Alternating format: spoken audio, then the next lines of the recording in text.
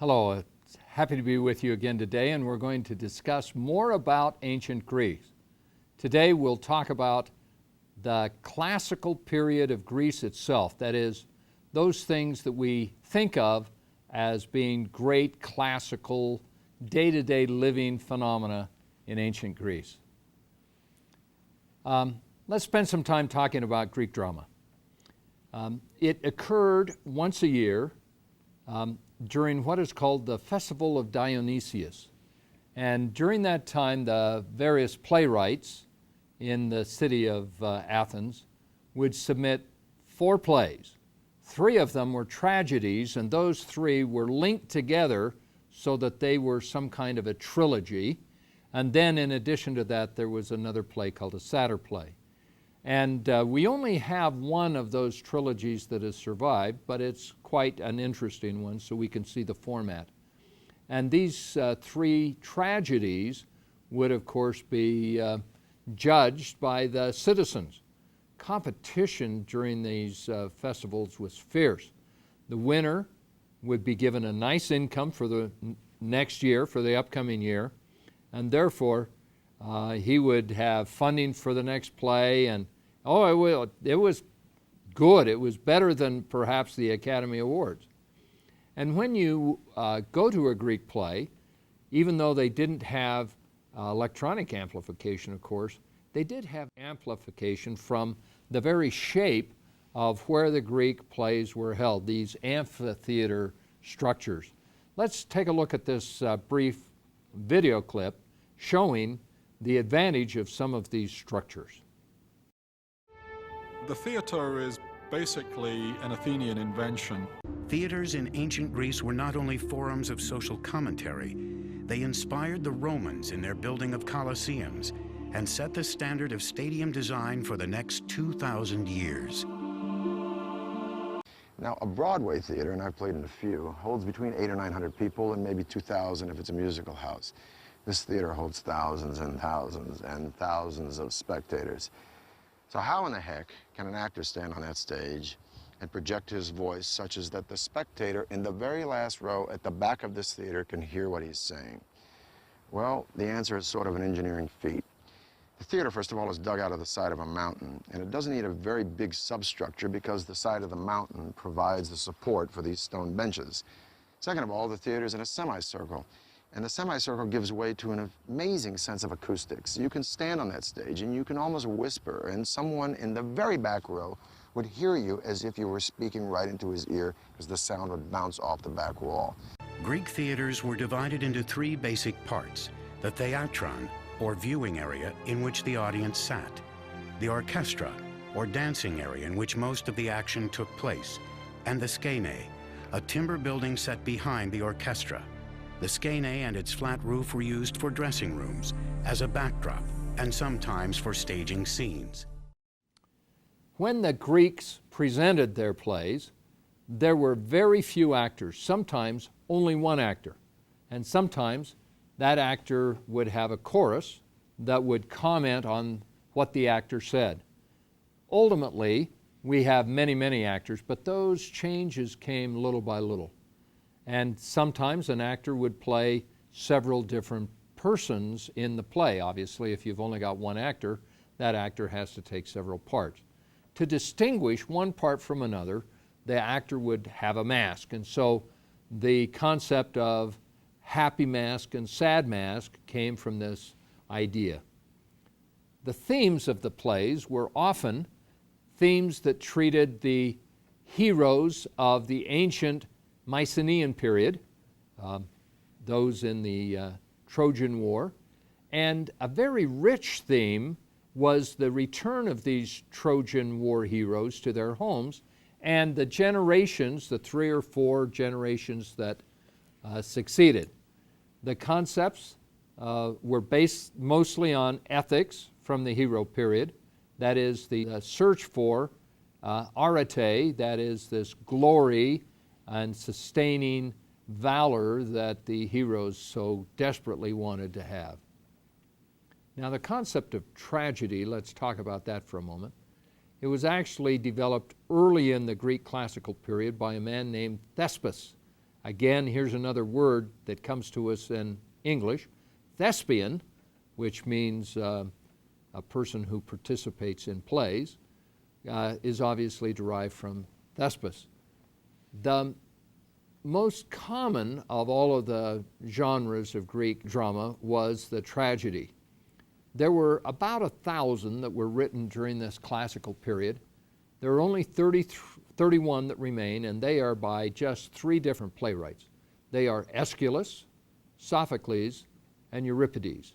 There are a few comedies by Aristophanes, and we'll talk more about him in just a moment. What is a tragedy? A tragedy is about a change that occurs due to some difficulty. In a Shakespearean tragedy, that person who has the change is often a person that we would think of normally as a hero, but he has a tragic flaw, some difficulty that makes his life more complicated, more difficult, some flaw that leads him into decisions that are not very intelligent. And Shakespeare has used that, and so have some of the very best of the Greek plays. And in fact, later on, Aristotle, a great Greek philosopher, writes that the perfect play would have this tragic flaw in the hero, or sometimes called the protagonist. Well, let's talk about these 3 great playwrights. First is Aeschylus, and he was a very perceptive man who understood human weakness. He discusses at length and with great emotion the pain and suffering that people must sometimes bring upon themselves. But in the end, Aeschylus has justice triumph. He brings it to a conclusion that we would consider to be the right kind of decision. And it is from Aeschylus that we get the only surviving trilogy. It's called the Oresteia trilogy, and it is about a house of Atria, that is, a man named Atreus and his descendants. The 3 plays that constitute the trilogy, all offered in one Dionysian festival, are Agamemnon, the libation bearers, and the Eumenides, or sometimes called the Furies. Let's just review briefly the story of Agamemnon. It's all about revenge. Agamemnon was the leader of the Greeks as they fought in the Trojan War. And before he left for the war, all of the Greek leaders were gathered at his city, and there they were aboard their ships, but there was no wind. And he went to an oracle and asked, what must be done in order for wind to arise and take us to our destination of Troy?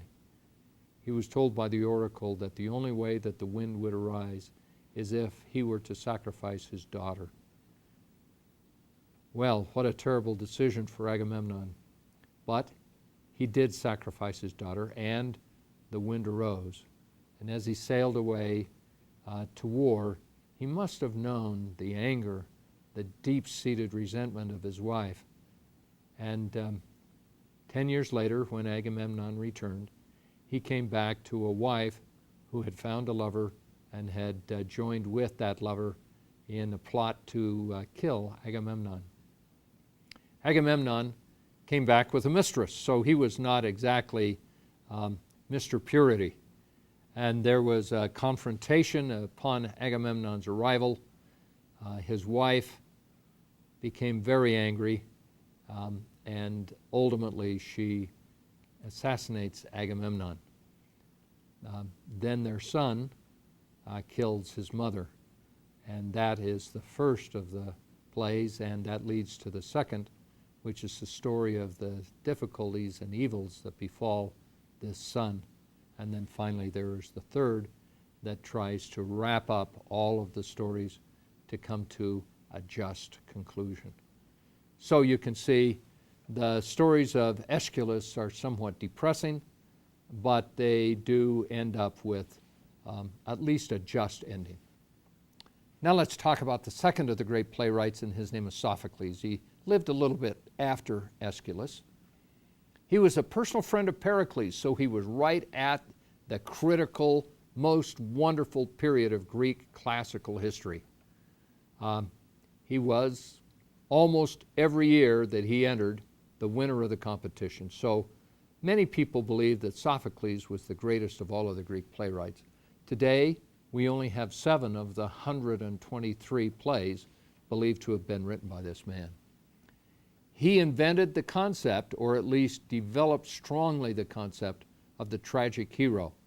And later, that hero with this tragic flaw is called occasionally a Sophoclean hero, because Sophocles was so adept in using that concept in his plays. You know, these heroes are likable. We feel sorry for them because they've got this tragic flaw. But the fact that we like them and see the decisions that they are making that are bad based on their flawed understanding give pathos and feelings of involvement on our part when we see this play. Sophocles introduced the use of multiple actors, which adds further to the drama. One of those plays, perhaps the most famous, is called Oedipus the King, or Oedipus Rex. This is a play in which the lesson to be learned is that fate is stronger than any kind of effort. The story is really the epitome of Greek tragedy, and we can see how fate has such a powerful influence. And perhaps the fate of Oedipus is that he will not allow fate to take its course, but in the end, of course, it does. This is briefly the story. Oedipus is born to a king and queen who are told that their son will eventually kill his father and marry his mother. Horrified at these two terrible deeds, perhaps the worst things that could happen to a Greek, they decide to kill their son. So they give the son to a servant who is instructed to abandon the child to the elements so that he would die. Sadly, that's a practice not too uncommon in ancient Greece for unwanted children. Well, little Oedipus is laid out, and then a shepherd comes by and sees him, and there is an agreement made that the shepherd will pick up the little lad and take him away and raise him as his son. So the shepherd does that, and he says, "No, I'm not going to raise him as my son. I will give him to the king and queen of my city." So he then takes them into a different city where he gives them to the king and queen. And they raise the little boy, and he becomes a famous person. But he then is told that his curse is to kill his father and marry his mother.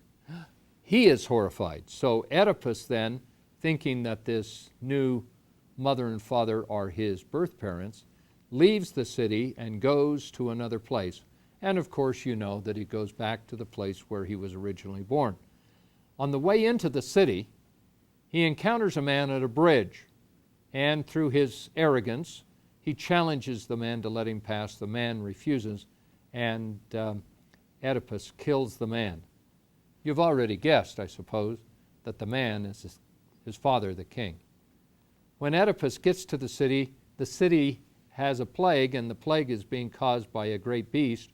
Oedipus solves the problem with the beast, frees the city from its dangers, and because of that, he is rewarded with the kingship, because the people realize that their king is dead, but they don't know who did it. Oedipus doesn't know who killed the king, because he never suspects that the man that he killed on the bridge was his own father, the king. Therefore, now, as king, Oedipus marries his mother. And exactly as predicted, the prophecy is fulfilled. Everything is okay for many, many years until there is a problem in the city with another plague. Oedipus consults an oracle, and the oracle says, "The fault, Oedipus, is yours. You have brought this plague upon the city." Then Oedipus begins to investigate, and to his horror, discovers that he has in fact killed his father and married his mother. His mother understands before Oedipus what has happened, and she goes into her own chamber, and there she commits suicide by hanging herself. Oedipus, horrified indeed at what he has done, goes into his mother, sees her dead, removes the brooch from her dress, and pokes out his eyes, his own eyes. Now let's take a brief view of a video where the blinded Oedipus is confronted by the chorus, and he tries to explain why he has done the deeds that he has done. The truth has made you blind. I'm the man who saw my ankles bleed and cut me free from those straps. His mercy only made things worse. I should have died. Did I live for this agony? And for those that loved me, a lifetime of misery? Better a child's grave on the mountainside. Now my name will be known forever. My father's killer, my mother's lover, born to cause suffering and to suffer. Will there be any horror or shame not synonymous with Oedipus' name? Or ever a man more damned? No, never. You bring blindness and exile on your own head by this action. You would have been better dead. Oh! You must never say that. Never. What has happened here has happened for the best. Don't dare tell me otherwise. I'd like to tell you about another Sophoclean play called Antigone. This is a play about Oedipus's daughter. Her name, Antigone, and the play begins with a fight between Oedipus's sons. Now, Oedipus has left the city because he could no longer be the ruler because of his blindness.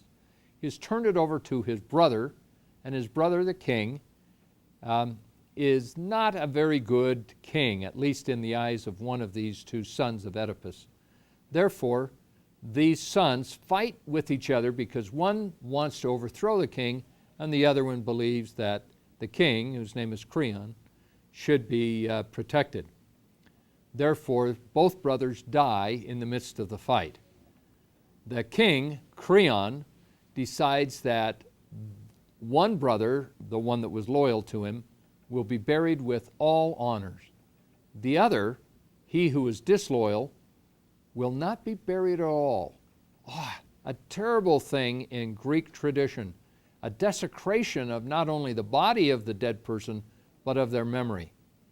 And therefore, Oedipus's daughter, that is the sister of the slain brothers, decides that in spite of the command of the king, she will go forth and bury her brother in a proper way. And she does it. Now let's see a short video of the confrontation between King Creon and Antigone after she has buried the body of her brother.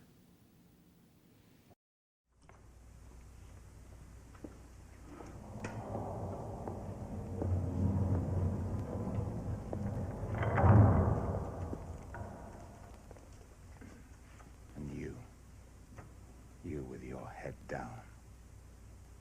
What do you say to this accusation? You admit it. You guilty or not? Yes. I'm guilty. I don't pretend otherwise. You, soldier, get out. You're free to go back to your unit. Count yourself lucky.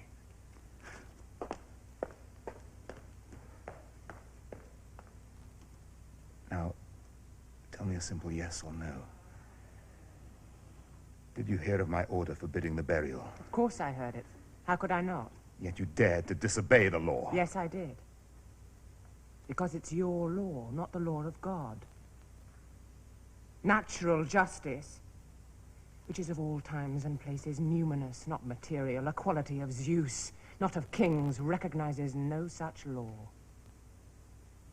You are merely a man, mortal, like me, and laws that you enact cannot overturn ancient moralities or common human decency. They speak the language of eternity, are not written down, and never change. They are for today, yesterday, and all time.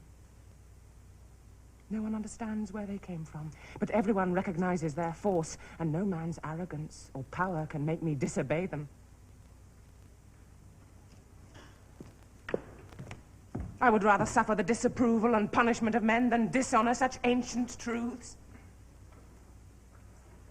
I shall die, of course, sometime. Whether you make laws or not, if my death comes sooner rather than later, I shall welcome it. My life has been misery, is misery now, and I shall be more than happy to leave it. There will be no pain and no despair in that. But to leave my mother's son out there in the open, unburied! That would have been unendurable. I could not have borne it. Whereas this, I shall endure. By your judgment, of course, I'm a fool. But by mine, the judge is the criminal, not the accused. This is her father talking. Stubborn. Like him, she won't give way. Not even with the whole power of the state against her. Well, we shall see. Any man can be broken, and often the most committed and determined break soonest. Even iron, you know, left lying in the fire too long becomes over-tempered and will snap as soon as a little pressure is applied. You can break it in pieces. And the wildest horse, in the end, submits to the bit and halter just like the rest. People without power, ordinary citizens, must necessarily obey those in authority over them. This woman is very proud. That was obvious in the first place when she broke the law, and is even clearer now. She glories in the crime she has committed, and insults me to my face, as well as ignoring my decree. If she is allowed to flout the law in this way, all authority in the state will collapse. I will not have that. There will be no exchanging of roles here, me playing the woman while she plays the king. She is my niece, my sister's child. But I am the law, and that responsibility is above kinship. Were she even closer, the closest, my own daughter, my duty would be plain. Well, the law has its weapons, and they will strike. Well, those are wonderful stories, and you can see this difficulty that Antigone had trying to decide between what is most important, obedience to the king or obedience to what she believes is a higher law, the law of dignity for her brother. And this interplay obviously has great significance within the city of Athens because they had a city ruled by law, but they also had cultural laws that may occasionally come into conflict. This tremendous conflict we can see is the basis of why Sophocles was such an incredibly good playwright. Now let's go to the third of our great tragedian playwrights, Euripides. One of the best plays by Euripides is a play called Medea. Medea is a woman who is the princess of a far country, actually probably over in the area of the Black Sea, a trading city that was known to the Athenians as the city of great wealth.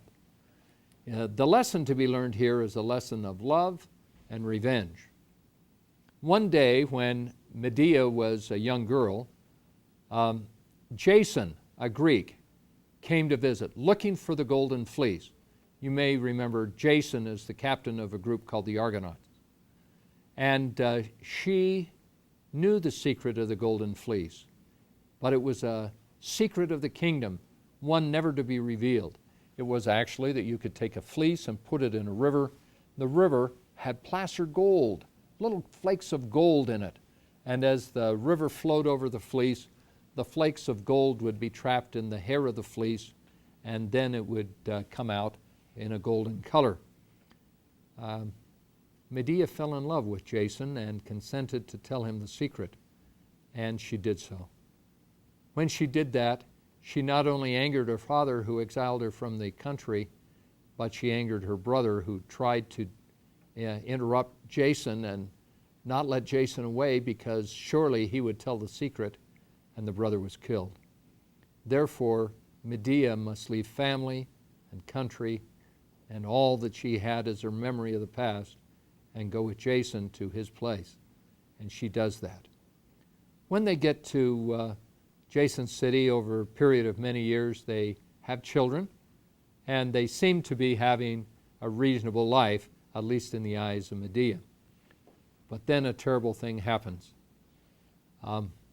Jason comes to Medea one day and says that for the good of the children, and for his own sake, I'm sure, he is going to seek a divorce, marry the daughter of the king, so that these two children could grow to become rulers of their city. Medea is absolutely devastated. She has given up everything for Jason, and now she's about to be thrown over for Jason's selfishness, which he seems to disguise by saying it's for the good of the children. Let's look at a short video about the confrontation between Medea and Jason. I want you to notice the powerful acting that is done in this video by Medea especially. Look who is coming. I see sunlight glitter on Lanshill. It's Jason. Jason, Medea's worst enemy, who should have been her dearest protector.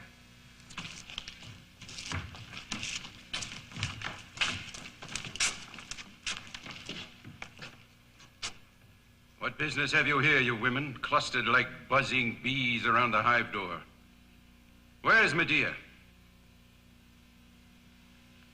There. Mourning for what you have done. What she has done, not I. Not by my will, she and my sons are exiled. Is there another dog here? So, Medea, you have once more affronted and insulted the head of Corinth. This is not the first time I've seen what a fool anger is. You might have lived here happily, secure and honored. I hoped you would, by being just a little decently respectful toward those in power. Instead, you had to go mad with anger and talk yourself into exile. To me, it matters little what you say about me, but rulers are sensitive. Call yourself lucky, Medea, not to get worse than exile. In spite of all this, I have your interest at heart and am here to help you. Exile's a bitter business. I want to make some provision for you. I wish you no harm, although you hate me. And in particular, the children. My sons. Our sons. You might have been decent enough to have thought of our sons.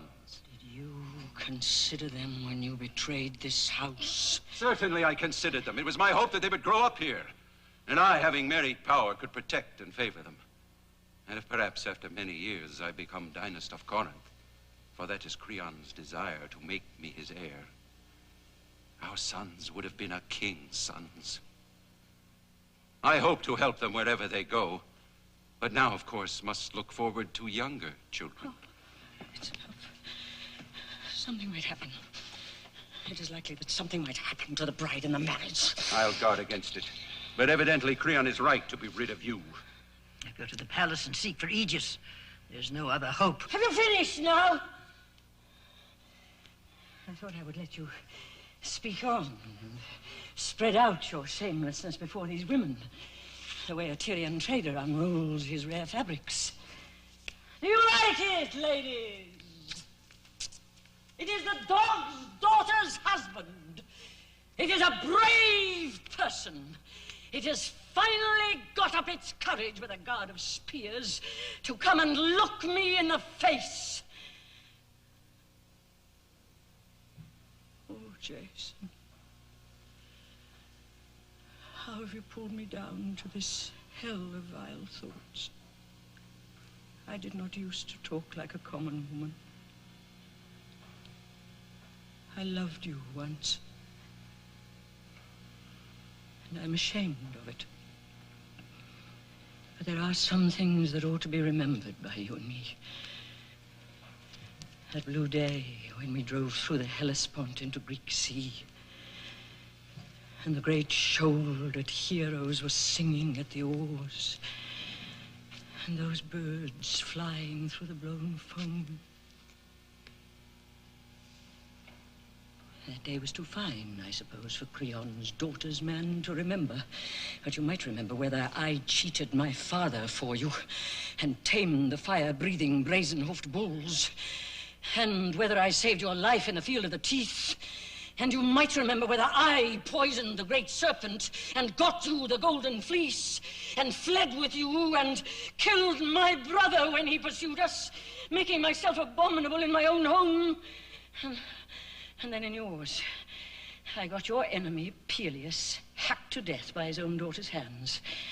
Whatever these fine Corinthian friends of yours may say against my rapid and tricky wisdom, you it has served. You it has served well. Here are 5 times, if I've counted right and all's not counted, when your adventures would have been dusty death if I'd not saved you. But now, you think your adventures are over. You are safe and high-placed in Corinth, and will need me no more. Well, Medea decides on a plot of revenge. And the first principle of this plot is that she makes a magical dress, a golden-colored dress. And she gives this golden-colored dress to Jason as a present for his bride, the new bride, the daughter of the king. And Jason is somewhat shocked by this gift, but he takes it as a gift of reconciliation. And so he takes the gift over, and on the wedding day, he puts this magic golden gown around the shoulders of his bride.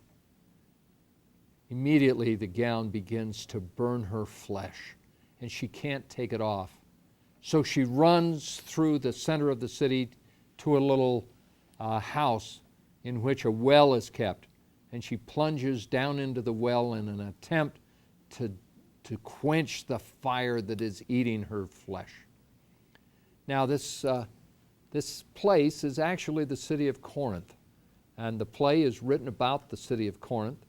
And here we see a picture of the little house over the well. We don't know if this is the actual house, but it is touted as such to the tourists, and I think it's an interesting place to go and remember the story of Medea as we see it. But this is not the only part of the plot that Medea has hatched.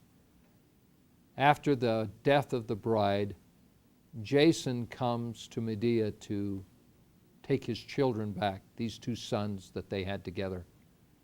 Medea then tells Jason, in a way that can never be forgotten, the last part of her plot. Let's look at a video and we can see what that last part is. What feeble night bird overcome by misfortune beats at my door? Can this be that great adventurer, the famous lord of the seas and delight of women, the heir of rich Corinth, this crying drunkard on the dark doorstep? Yet you've not had enough. You've come to drink the last bitter drops. I'll pour them for you. What is that stain on your hand? The wine I was pouring for you spilled on my hand. Dear were the little grapes that were crushed to make it. Dear were the vineyards. I came to kill you, Medea. Like a caught beast, like a crawling viper. Give me my sons, that I may save them from Creon's men. I'll go quietly away. They're sleeping. Perhaps I will let you look at them. You cannot have them. But the hour is late. You ought to go home to that high-born bride. The night has fallen. Surely she longs for you. Surely her flesh is not crusted black, nor her mouth a horror. She's very young, but surely she will be fruitful. Your sword, you want? There it is. No, not that step, the next lower. I'll kill you first, and then I'll find my sons. You must be careful, Jason. Do you see these two fire snakes that guard this door, one on each side? Here and here, two serpents. Their throats are swollen with poison, their eyes are burning coals, and their tongues are fire. They are coiled, ready to strike. If you come near them, they'll make you what Creon is. But stand there very quietly. I'll let you look at your sons. Open the doors, that he may see them.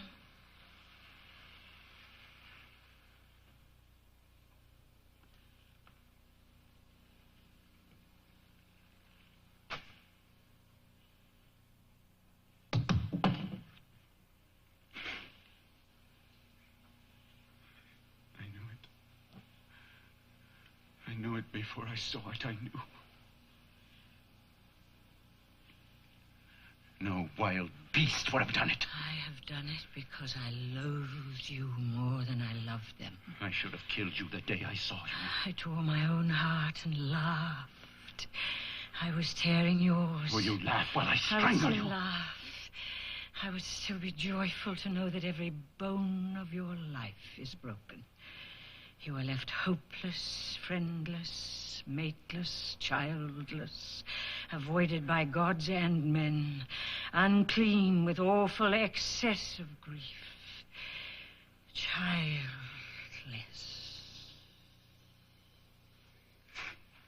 It does not matter now who lives or who dies. Go down to your ship, Argo, and weep beside it. That rotting hulk on the harbor beach, drawn dry as strand, never to be launched again. Even the weeds and barnacles on the warped keel are dead and stink. That's your last companion, and only hope. For some time, one of the rotting timbers will fall on your head and kill you. Meanwhile, sit there and mourn, remembering the infinite evil and the good that you made evil. Give me my boys. The little pitiful violated bodies, that I may bury them in some kind place. To you, you would betray even the little bodies, coin them for silver, sell them for power. No.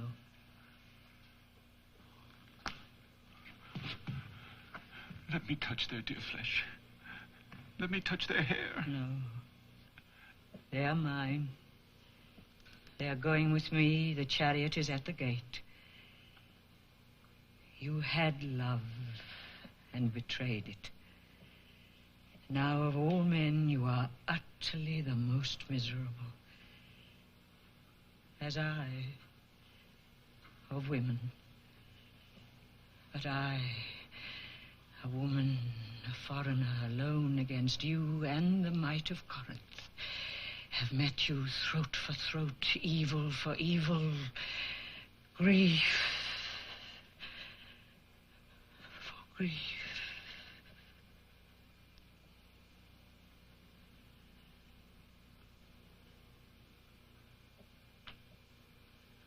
Now I go forth under the cold, clear eyes of heaven. Those weakness-despising stars. Not me they scorn.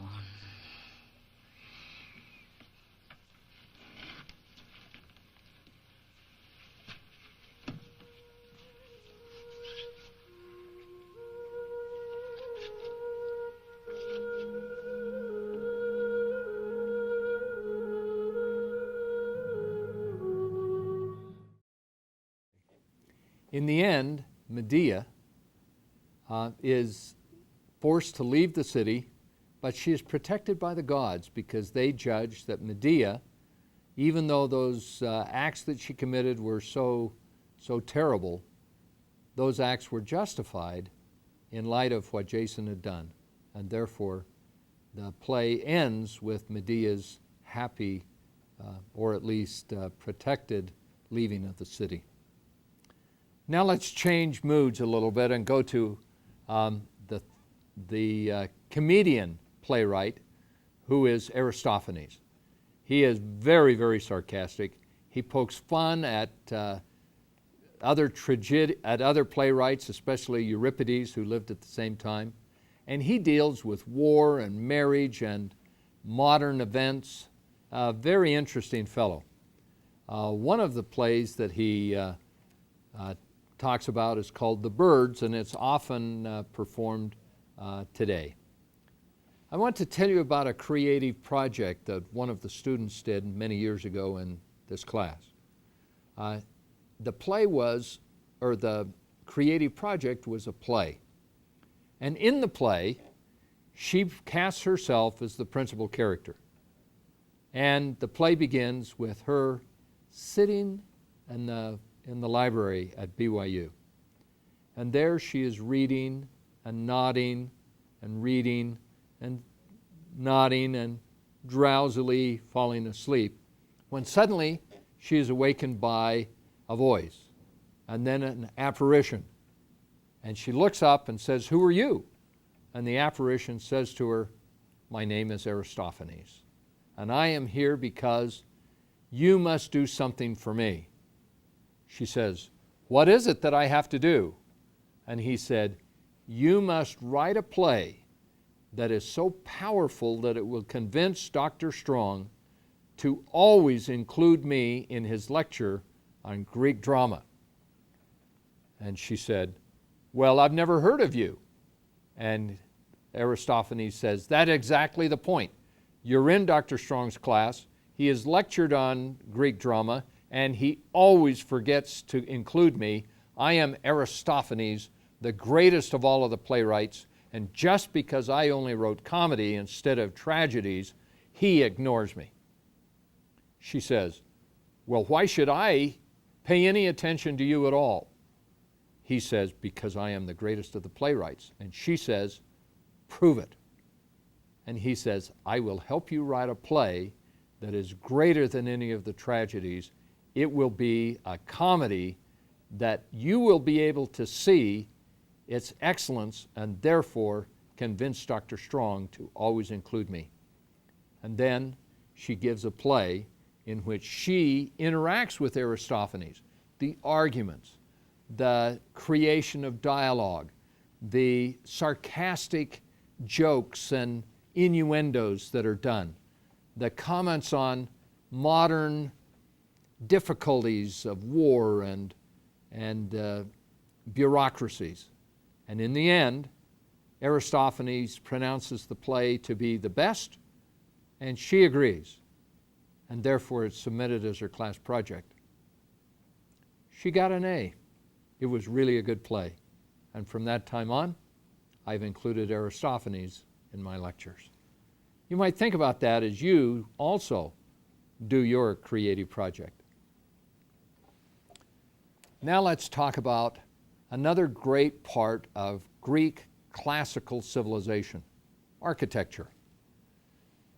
Here we see the facade of the Parthenon, that crowning temple on the top of the Acropolis. It was the temple of Athena, obviously the goddess who protected the city of Athens. And as you can see, there are drawn on this picture rectangles, and those rectangles outline, roughly, the shape of the Acropolis.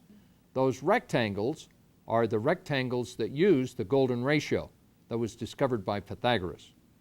And here we can see that they have been employed in the Parthenon. Just a word about literature or about architecture. We see three parts of a column: the base, the pillar, and the capital. Now let's take a little closer look at those three things. And we see that according to the style of the base, the pillar, and the capital, we have three different orders of architecture in ancient Greece: the Doric, Ionic, and Corinthian. And you can see that they get, in that order, progressively more elaborate. and therefore they are used, usually one style or at most two styles mixed together on a particular building. The Corinthian style, that most elaborate, is the one that later was favored by the Romans because they tended to like very elaborate decorations. Here we see the Acropolis. The Acropolis does not use the Corinthian style, it uses the other two styles, and it is considered to be the most classic and perhaps the most perfect dimension of all buildings ever created in the world. Let's view this brief video that talks about the Parthenon and its importance in architecture. Even in its present form, a stark marble ruin, the Parthenon is revered as an icon of Western civilization.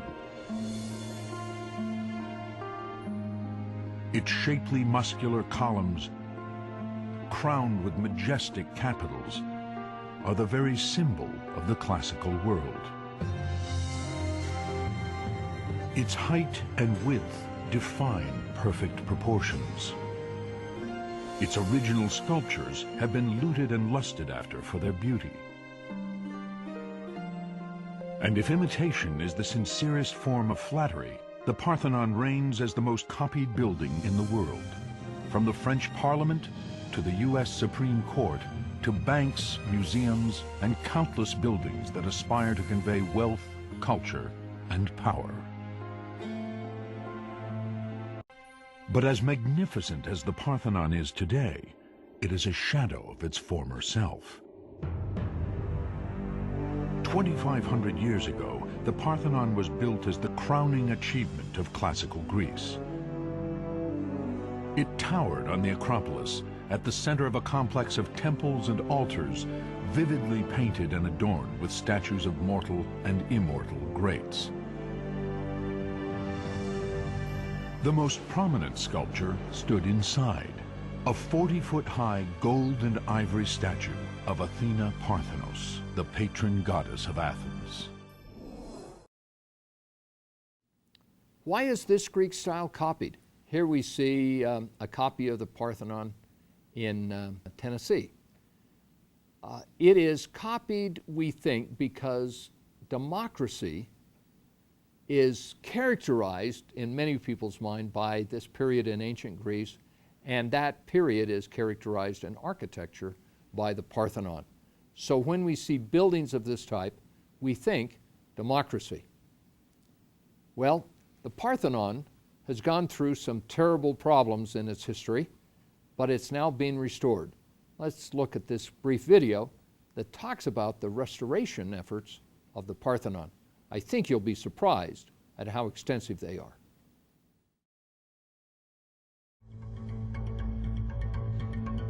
Now, a rescue mission, the Acropolis Restoration Project, is trying to save it. The team, guided by the meticulous investigations of Manolis Korres, has set the bar high, salvaging whatever ancient marble blocks remain in order to create the most faithful restoration. The cost to date is easily over $100 million. We keep as much as possible of the original material, and we do not damage the asset material. The theory is that we preserve all the original pieces, and we add only a few marble in order to fit them to the general construction. This capital, once atop a column, typifies the struggle they face. It is in 6 pieces, with many fragments still missing. First, master marble masons need to puzzle together what pieces they can find. Then meticulously recreate what is missing. The block itself weighs 10 tons. It will need to be hoisted to the top of a column consisting of 11 drums, of which many are also fragmented.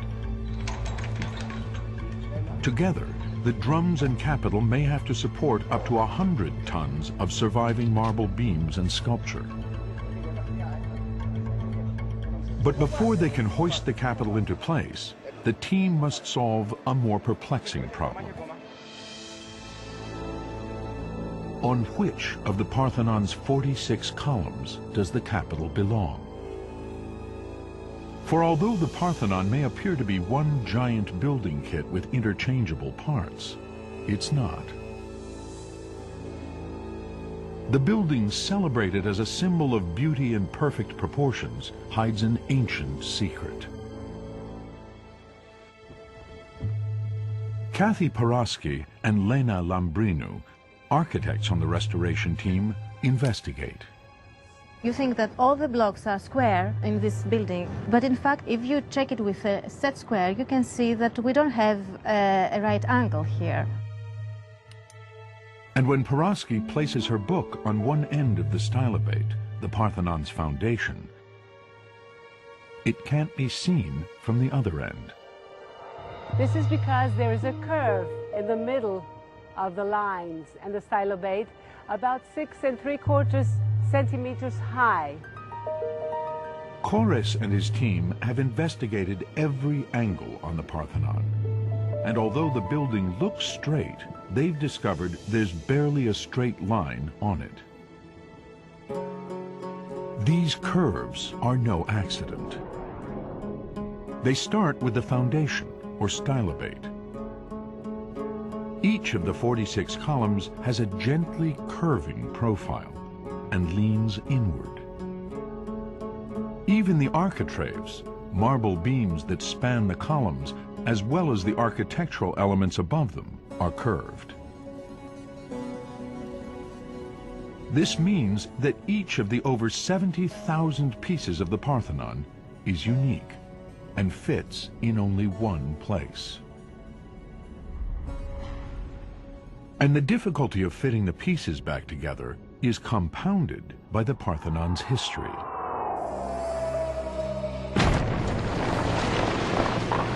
Since it was built in the 5th century BCE, it has been shot at, exploded, set on fire, rocked by earthquakes, converted to a church, then a mosque, and in the 19th century, looted for its magnificent sculptures.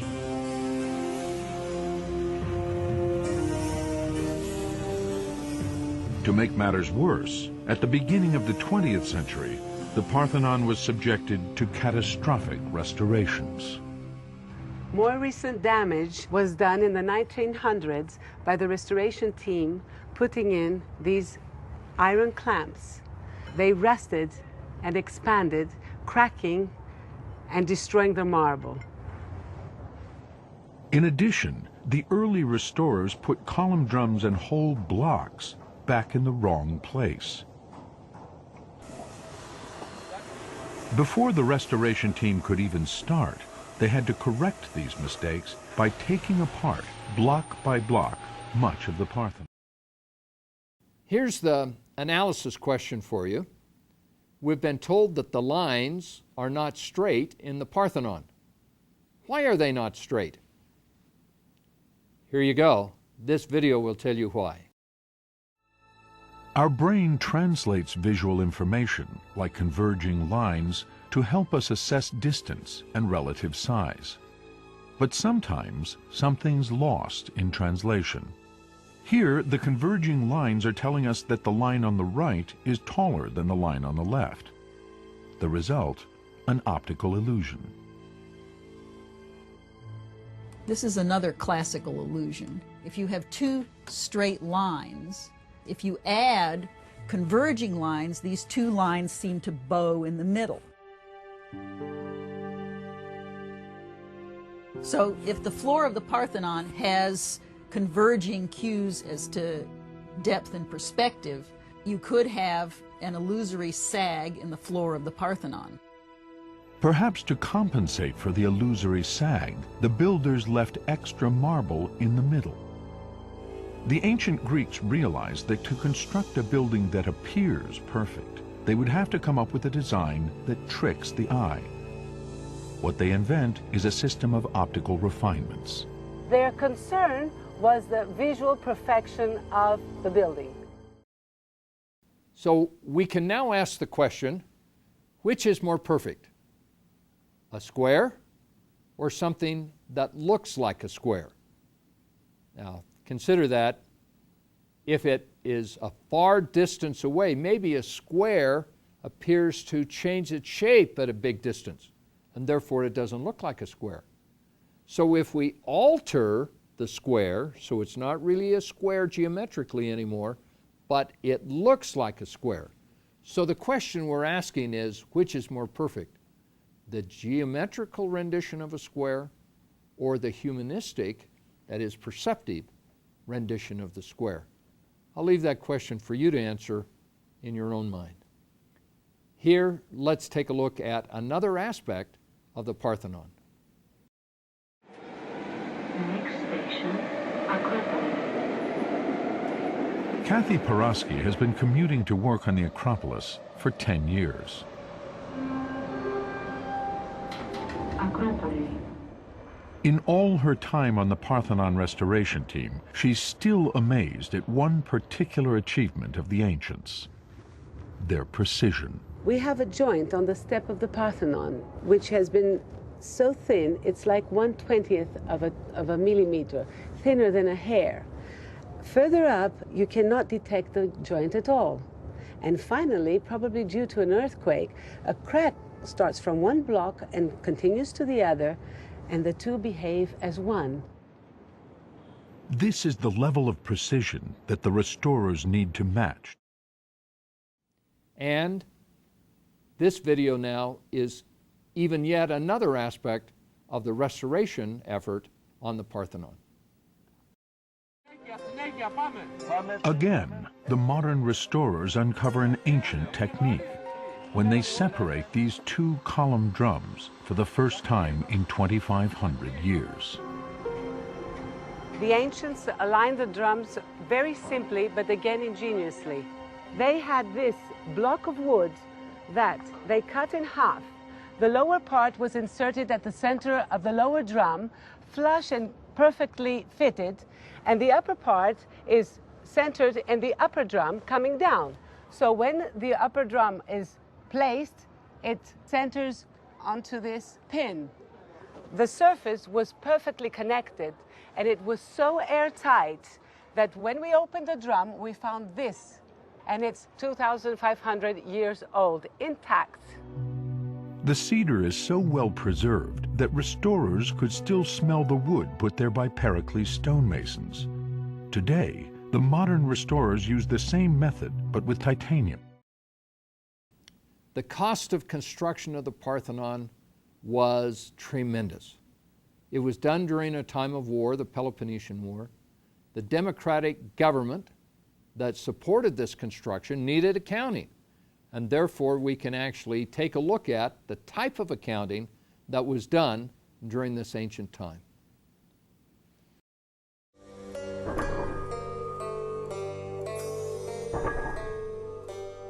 At the time of Pericles, teams of quarrymen extracted an estimated 100,000 tons of marble from Pentelicon.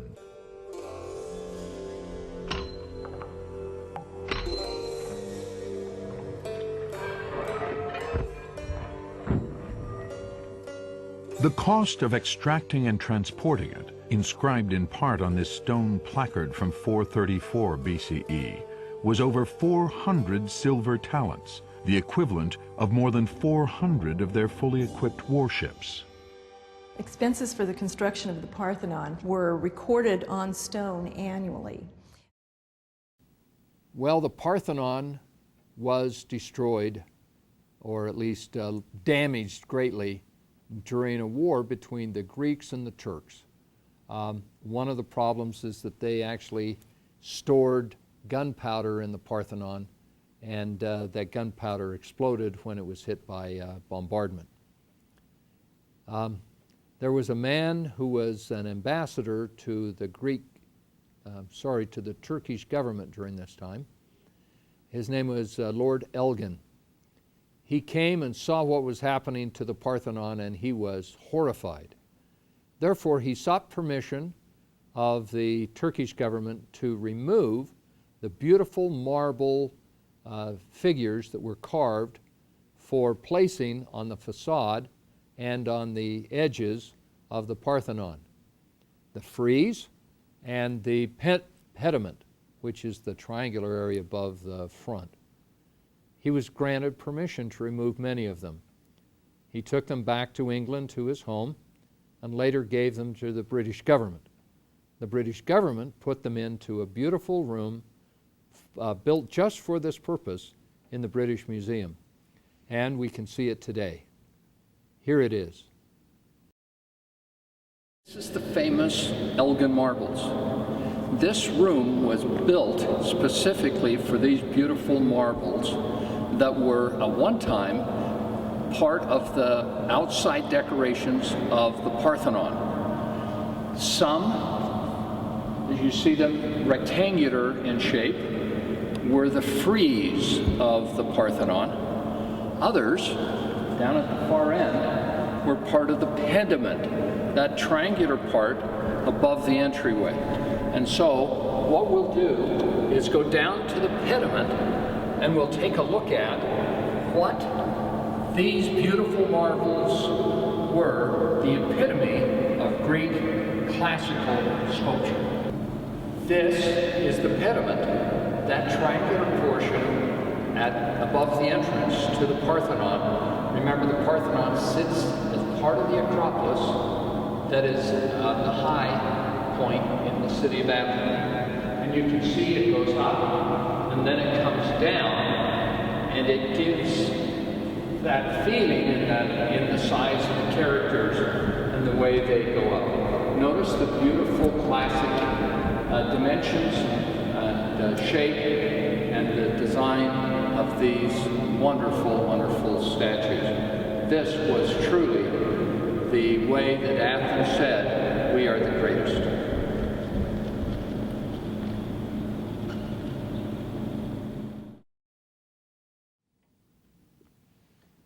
The Athenians are angry that they do not have possession of the Elgin marbles, or in their terms, the Parthenon marbles. They, for many years, had no place to really show them. But recently, the Athenians have built a beautiful museum. It's at the base of the Acropolis, easily accessible, and it has a special room where the Parthenon or Elgin marbles are to be kept. The problem, of course, is that the British Museum does not want to give up the Elgin marbles. They think that if they give those up, then what other great treasures would they have to give up? The Rosetta Stone from Egypt, or who knows what other tremendous things that have been collected over the years would have to be given back to their original country.